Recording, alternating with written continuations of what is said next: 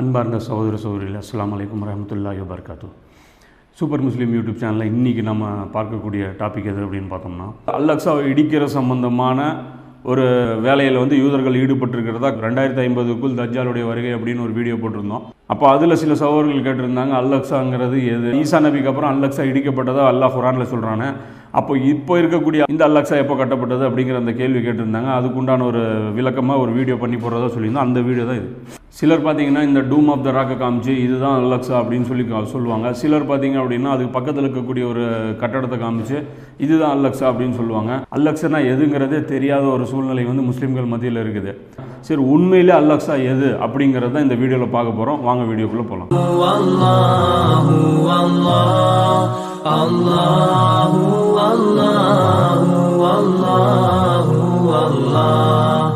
முதல் விஷயம், குர்ஆனில் அல் அக்ஸாவை பற்றி இருக்குது. எங்கே இருக்குது அப்படின்னு பார்த்தீங்கன்னா 17 அத்தியாயத்தில் பனி இஸ்ராயல்ங்கிற அந்த அத்தியாயத்தில் முதல் வசனத்தில் அல்லாஹ் நபி ஸல்லல்லாஹு அலைஹி வஸல்லமுடைய மேராஜ் பயணத்தை பற்றி அல்லாஹ் சொல்கிறான்.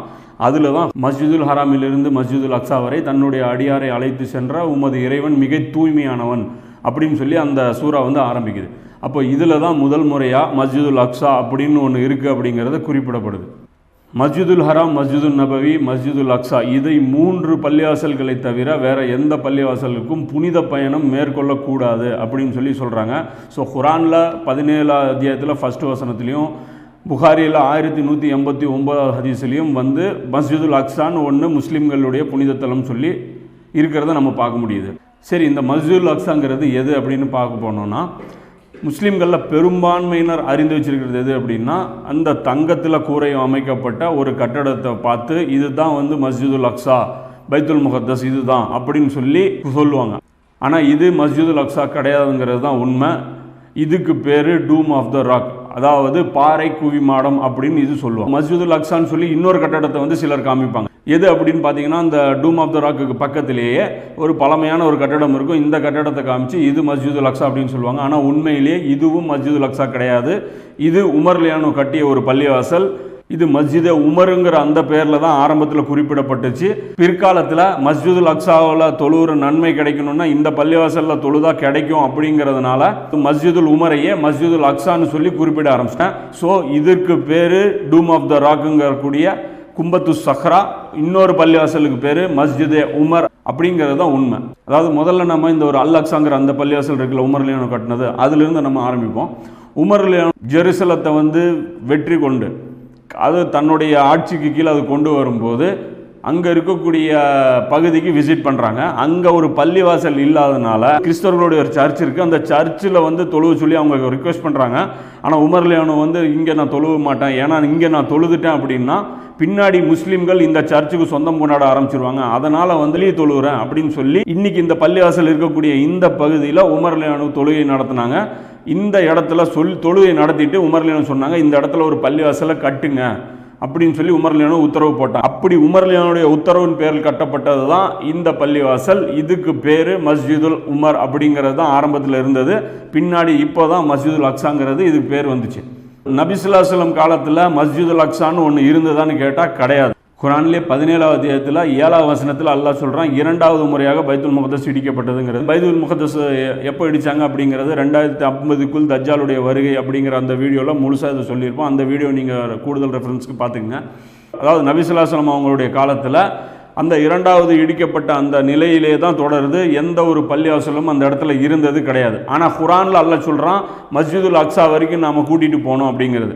அதே மாதிரி சஹீஹ் முஸ்லீமில் 259 ஹதீஸில் நபி ஸல்லல்லாஹு சொல்கிறாங்க, நான் அந்த பள்ளிவாசலுக்கு போனேன், அந்த பள்ளிவாசலில் நான் தொழுதேன் அப்படிங்கிறாங்க. அப்போ ரசூலுல்லாஹ் தொழுததாக சொல்கிறாங்க, ஆனால் பள்ளிவாசல் இல்லைன்னு சொல்லி குர்ஆனே பேசுது. இதை எப்படி நம்ம புரிஞ்சுக்கிறது அப்படின்னு பார்த்தீங்கன்னா, அதாவது இந்த மேராஜுடைய சம்பவங்கள் எல்லாமே பார்த்தீங்கன்னா பிரமிக்கத்தக்கதாக இருக்கும்.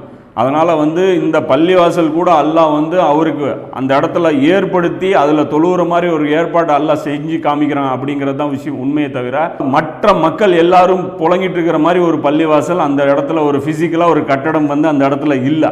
அப்படி இருந்திருந்தால் உமர் லியானோ அங்கேயே தொழுதுருப்பாங்க, புதுசாக ஒரு பள்ளிவாசல் கட்டியிருக்க மாட்டாங்க. அப்போ இந்த விஷயத்தை பள்ளிவாசல்லாம் எதுனா அப்படின்னா எப்படி நம்ம புரிஞ்சுக்கணும் அப்படின்னா, உதாரணத்துக்கு காபத்துல்லா இருக்குது.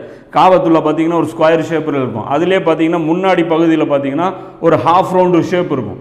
அந்த ஷேப்புக்கு பார்த்தீங்கன்னா ஹிஜ்ரு அப்படின்னு சொல்லுவாங்க. அதுவும் காபத்துல்லாவுடைய ஒரு பகுதி தான். அதாவது ஒரு கட்டிடமே இல்லைனாலும் வெறும் தரையாக இருந்தாலும் அதுவும் காபத்துல்லாவுடைய ஒரு பகுதி தான் அப்படிங்கிறது நம்ம எல்லாருக்கும் தெரியும். அதே மாதிரி தான் அல் அக்ஸாங்கிறதும் நபி ஸல்லல்லாஹு அலைஹி வஸல்லம் காலத்தில் ஒரு கட்டடமா இல்லாமல் வெறும் ஒரு ஃப்ளாட்டான ஒரு சர்ஃபேஸை பார்த்து தான் அல்லாஹ் சொல்கிறான் அல் அக்ஸா வரைக்கும் நான் கூட்டிகிட்டு போனேன். காபத்துல்லாவில் எப்படி கட்டப்படாத ஒரு பகுதியையும் சேர்த்து நம்ம காபத்துல்லான்னு சொல்கிறோமோ அதே மாதிரி தான் முழு பகுதியுமே கட்டப்படாத ஒரு பகுதியை தான் அல் அக்ஸான்னு சொல்லி குர்ஆன் குறிப்பிடுது. அதே தான் நபி ஸல்லல்லாஹு அலைஹி வஸல்லம் அவங்களும் ஹதீஸில் அல் அக்ஸான்னு சொல்லி குறிப்பிடுறாங்க. அப்போ மூன்றாவது புனித தலம் நமக்கு எது அப்படின்னு பார்த்தீங்கன்னா அது ஃபுல் ஏரியா இருக்கு இல்லையா, அந்த ஃபுல் சர்ஃபேஸில் நம்ம எங்கே நின்று தொழுதாலும் அந்த அல் அக்ஸாவில் நின்று தொழுவதற்கு உண்டான நன்மை கிடைக்கும் அப்படிங்கிறது தான் இதிலிருந்து நாம் புரிஞ்சிக்கக்கூடிய ஒரு விஷயமா இருக்குது. பைத்துல் முகத்தஸ் அப்படின்னு சொல்கிறாங்களே, பைத்துல் முகத்தஸ்னா என்ன அப்படின்னா, பைத்துல் முகத்தஸ் அப்படிங்கிறது அது அந்த பள்ளிவாசலை மட்டும் குறிப்பிடாது, முழு ஜெருசலமை குறிப்பிடும். பைத் அப்படின்னா இடம், முகத்தஸ் அப்படின்னா புனிதமான இடம். பைத்துல் முகத்தஸ் அப்படின்னா அது ஹரம் எல்லை மாதிரி. அதாவது இன்னைக்கு காபத்துல்லாக்கு பார்த்தீங்கன்னா ஒரு ஹரம் எல்லை இருக்கு இல்லையா, அது மாதிரி ஒரு ஹரம் எல்லை தான் பைத்துல் முகத்தஸுங்கிற அந்த பகுதி. அது ஃபுல் ஜெருசலமே குறிக்கும் அப்படிங்கிறது தான் பைத்துல் முகத்தஸுடைய விளக்கம். அல் அக்ஸாங்கிறது இந்த முழுமையான ஒரு காம்பவுண்டை குறிக்கும். அப்போ உமர் ரலியல்லாஹு கட்டின அந்த பள்ளிவாசல் முழு அல் அக்ஸா கிடையாது. அல் அக்ஸாவுடைய பரப்புல ஒரு சின்ன ஒரு பகுதியில் கட்டினது தான் உமர் ரலியல்லாஹு கட்டின அந்த பள்ளிவாசல்.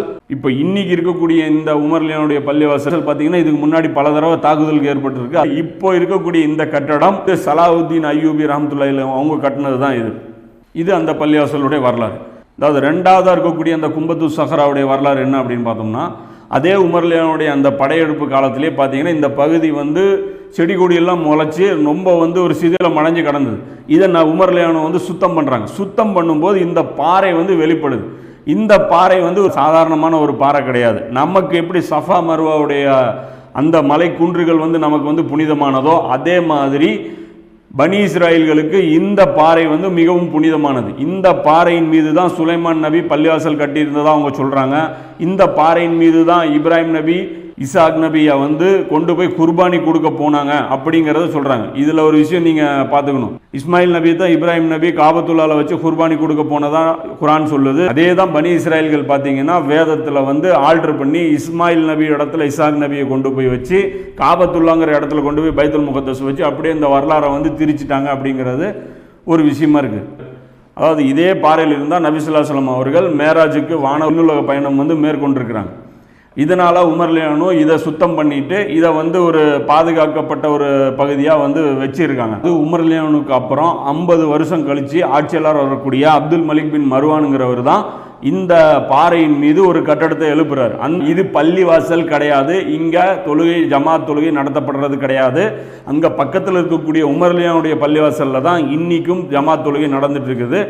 அது ஒரு நினைவு சின்னமாக தான் இது கட்டியிருக்காங்க. எப்படி சஃபா மர்வா நம்ம வச்சிருக்கிறோமோ அது மாதிரியான ஒரு நினைவு சின்னமாக தான் இதை வச்சிருக்கிறாங்க. இப்போ இன்னைக்கு இருக்கக்கூடிய அந்த தங்கத்திலான அந்த முகடு இருக்கு இல்லையா, இது அந்த காலத்தில் உமையாக்கள் கட்டினது கிடையாது. இப்போ சமீபத்தில் 1993 ஜோர்டான் மன்னர் ஹுசைனுங்கிறவர் 80 கிலோ தங்கத்தில் இந்த கூரையை அலங்காரமாக பயன்படுத்தினாங்க. இதை கட்டும்போது யூதர்கள் சொன்னாங்க, போடுங்க கொஞ்சம் தங்கம் சேர்த்தியே போடுங்க, எங்களுக்கு யூஸ் ஆகும் சொல்லி கிண்டல் பண்ணாங்க. இப்போ யூதர்கள் எதை இடித்து கட்ட போகிறாங்க, டூம் ஆஃப் த ராக்கை இடிக்க போகிறாங்களா இல்லை இந்த உமர் ரலியல்லாஹுவோட இந்த பள்ளிவாசலை இடிக்க போகிறாங்களா அப்படின்னு பார்த்தீங்கன்னா ரெண்டையுமே இடிக்கிறது தான் இவங்களுடைய பிளானு. அவங்களுடைய அந்த தேர்ட் டெம்பிளுடைய பிளான் பார்த்தீங்கன்னா இன்டர்நெட்டில் விட்டுருக்காங்க. அதிலிருந்தே நம்ம தெரிஞ்சுக்க முடியுது இவங்க எந்தெந்த பகுதியை ஆக்கிரமிக்க போகிறாங்க அப்படிங்கிறத. ஸோ அப்போ இந்த முழு பகுதியையும் இடித்து இவர்கள் பள்ளிவாசல் கட்டுறதுக்கு இவங்க பிளான் பண்ணிட்டு இருக்கிறாங்க. இது கட்டுவும் செய்வாங்க அப்படிங்கிறது நபி ஸல்லல்லாஹு அலைஹி வஸல்லம் முன்னறிவிப்புகள் மூலமாக நம்ம தெரிஞ்சுக்க முடியுது. இதுதான் இந்த மஸ்ஜிதுல் அக்ஸா பற்றிய விளக்கம். இன்ஷா அல்லாஹ் அடுத்த வீடியோவில் நம்ம வேறொரு டாப்பிக்கில் நம்ம இந்த வீடியோவை நீங்கள் மற்ற சகோதர சகோதரிகளுக்கும் நீங்கள் தெரியப்படுத்துங்க. நல்ல விஷயங்களை மற்றவங்களுக்கு கொண்டு போய் சேர்க்கக்கூடிய அந்த வேலையை அல்லாஹ் செய்யக்கூடியவர்களாக உங்களையும் என்னையும் ஆக்கியல் புரிவானார். வாஹிர் தவானா அல்ஹம்துலில்லாஹி ரப்பில்